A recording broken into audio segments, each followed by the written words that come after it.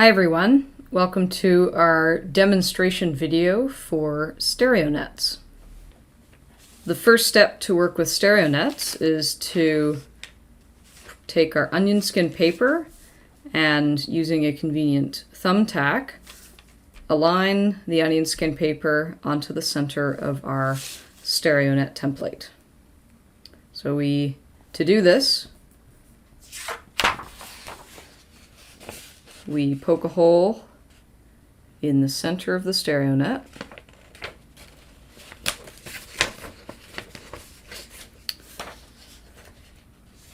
Like so, and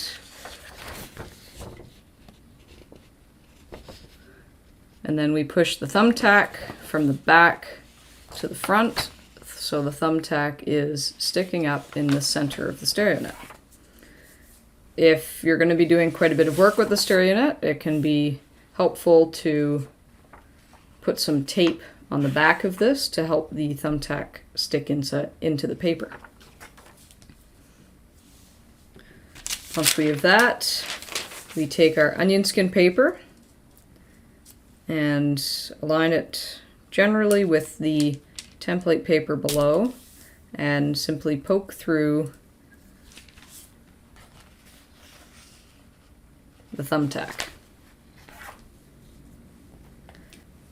Since you'll only keep the onion skin paper on the Stereonet while you're working with the Stereonet, and you're going to remove it from the Stereonet once you're finished, it's important to draw on the outside of the Stereonet, as well as marks for north, east, south, and west, and of course label the onion skin with what is actually being worked on. So I'll just take a minute here and draw on the outside edge of the Stereonet.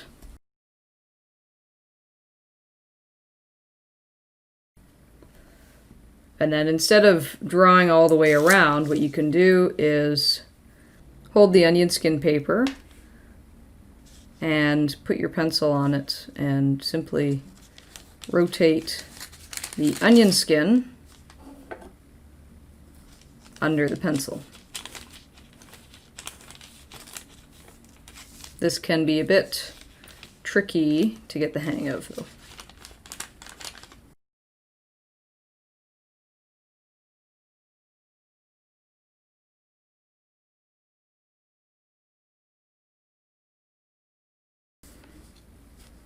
There, so now we can see if we lift off the Stereonet, we have the outer ring of the Stereonet on our onion skin. Now we're ready to start. So let's say our first task is to plot the strike and dip of a plane on the Stereonet. Let's say our strike and dip, striking 210 degrees and dipping 35 degrees. The first thing we do is find our strike, 210 degrees. So we have 180, and then we count around the contours on the Stereonet, 190, 200, 210. We put a mark on the outer edge of the Stereonet at 210. We then rotate the 210 degrees to north, like that. Now looking on the east contour of the Stereonet, we start to count inward from 0 degrees, which is horizontal, to 90 degrees, which is the center, pointing vertically downward to get our dip. So our dip is 35. We start on the outside and count in 10, 20, 35. Now that we have our dip and our strike, we can complete the drawing of the great circle. So we go from our dip value on the east line and draw a great circle, making sure to follow the Stereonet contours. And there we go. There's our great circle. If we rotate the onion skin again to put north on north, we have our plane of 210/35. So we're striking by right-hand rule, striking toward 210. And because it's a lower hemisphere Stereonet, we're dipping down from horizontal to 35 degrees. And so this is the projection on the 2D Stereonet from the underlying projection sphere in the bowl of that lower hemisphere. Now let's say we want to find the pole to this plane, which you'll remember the pole is simply the normal vector oriented perpendicularly to the plane.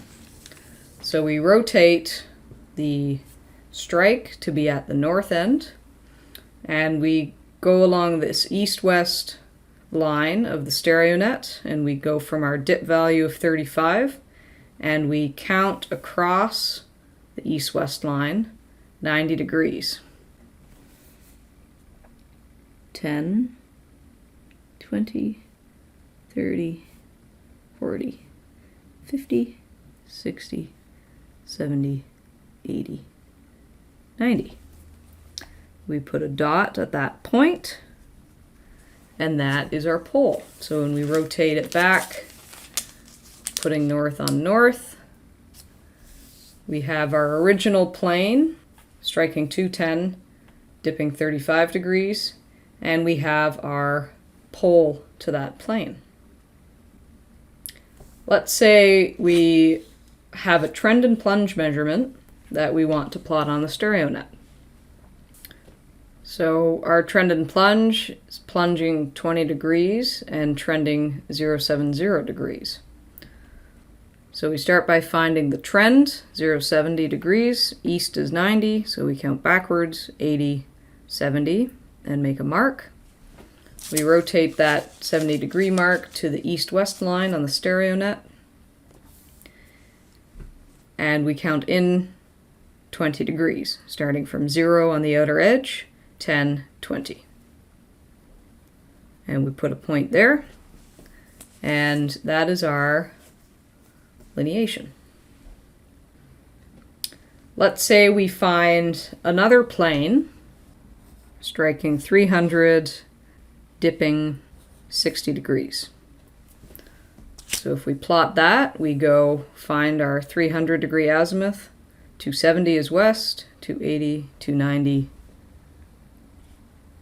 300.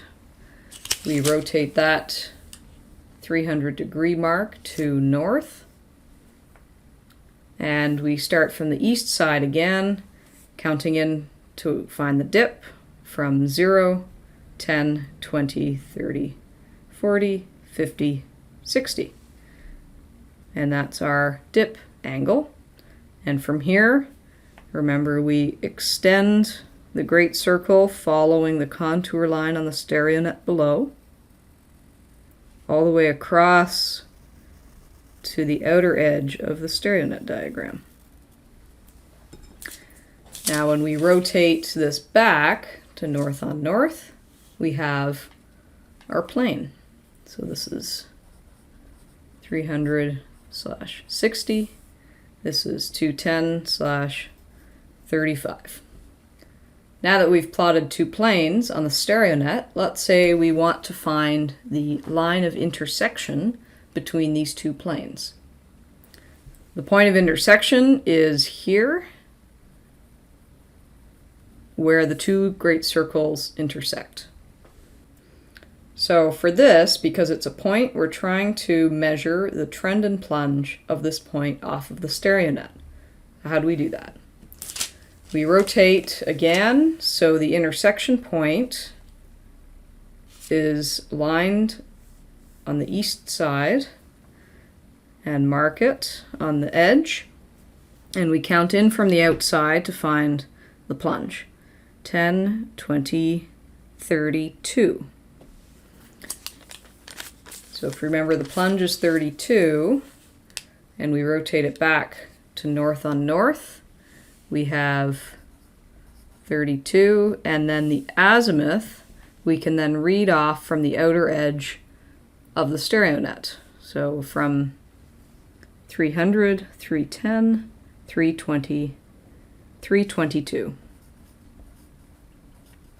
So that is our trend and plunge lineation of this point of intersection between these two planes.